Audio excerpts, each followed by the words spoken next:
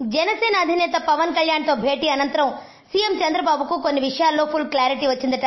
ముఖ్యంగా రాజధాని విషయంలో సిఆర్డీఏ తీసుకున్న కీలక నిర్ణయాలను పవన్ ప్రస్తావించడంతో ఒకంత ఆశ్చర్యానికి గురైన టీడీపీ అధినేత ఒక అంశంపై పూర్తిగా మాత్రం స్పష్టత వచ్చిందని పార్టీ వర్గాలు చెబుతున్నాయి.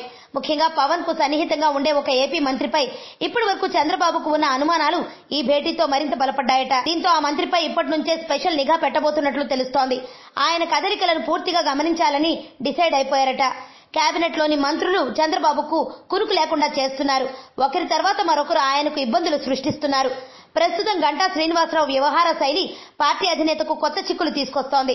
మరో మంత్రి అయ్యన్నతో విభేదాలు, విశాఖ భూ కుంభకోణంలో సీబీఐ దర్యాప్తు జరిపించాలని పార్టీని ఇబ్బంది పెట్టేలా లేఖ రాయడం వంటి విషయాల్లో ఇప్పటికే ఆగ్రహంతో ఉన్న చంద్రబాబుకు ఇప్పుడు మరో షాకింగ్ విషయం తెలిసిందట. గంటా శ్రీనివాసరావుపై తొలి నుంచి చంద్రబాబుకు అనుమానంగానే ఉంది. మొన్న జనసేన అధినేత పవన్ కళ్యాణ్ భేటీతో ఈ అనుమానాలు పటాపంచలైనట్లు తెలుస్తోంది. రాజధాని ప్రాంతంలో చీమ చిటుక్కుమన్న వాటన్నింటినీ పూసగుచ్చినట్లు జనసేన అధినేత పవన్ కు చేరవేస్తున్నట్లు చంద్రబాబు అభిప్రాయపడుతున్నారు.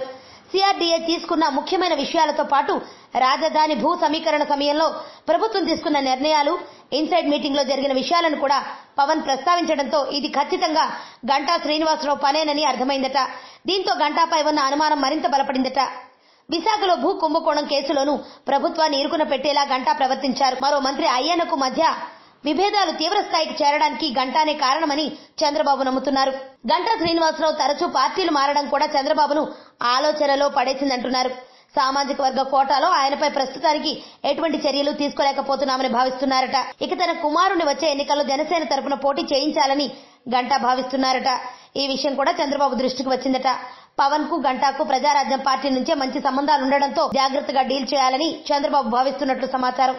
ఆరోగ్యవంతమైన జీవితం కోసం మనం పాటించాలి కొన్ని నియమాలని. చిన్ని చిన్ని చిట్కాలతో చింతలేని జీవితాన్ని ఎలా గడపాలి అనే దానికి వీక్షిస్తూనే ఉండండి మన ఆరోగ్యం యూట్యూబ్ ఛానల్. మరిన్ని ఆరోగ్య సూత్రాలకు సబ్స్క్రైబ్ చేసుకోండి.